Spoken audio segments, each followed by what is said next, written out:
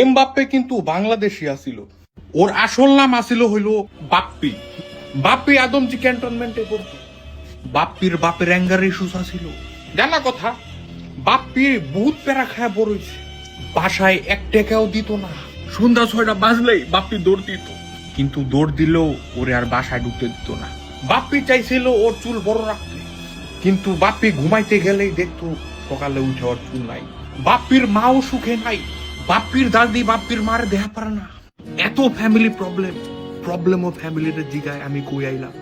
কোনো টাকাও পায় না বাসা থেকে, কোনো কিছু করতেও দেয় না, কিন্তু খোটাও হেরাই দেয়। এমন অবস্থায় বাপ্পিও ডাপ্রাশনে, ইকোনমিক্যালি ডাউন। বাপ্পি তখন বিকাশে ঢুকলো। সাজেশন সেকশনে ঢুকাই টুর করতে করতে ওই ঢুকে গেল ফুটবল সিগমা কুইজে। ঠিক অ্যান্সার দিয়েই বাপ্পি বিকাশ পেয়ে গেল 1000 টাকা।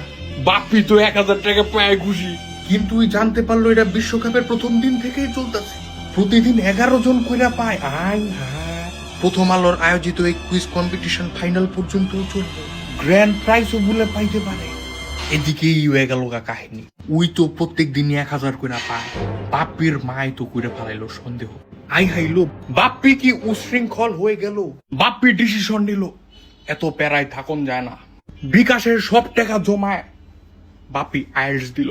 বাপ্পি ফ্রান্সে যাইব। বাপ্পির বাপে তো যাই না গেছে। বাপ্পি এখন আরো ডাপ্রেশনে। Success makes a man failure. কিন্তু গুড নিউজ, বাপ্পির ফ্রান্স হয়ে গেছে। বাপ্পি ফ্রান্সে গিয়ে নাম চেঞ্জ করে ফেলাইছে, নতুন নাম দিয়ে দিছে এমবাপ্পে। এখন ওই ফুটবল খেলে, দুনিয়ার টাকা কামায় লাখ লাখ। দেশে একটা টাকাও পাঠায় না। বিদেশ থাকলে কি হইব? বাপ মা মানুষ করা পারে নাই।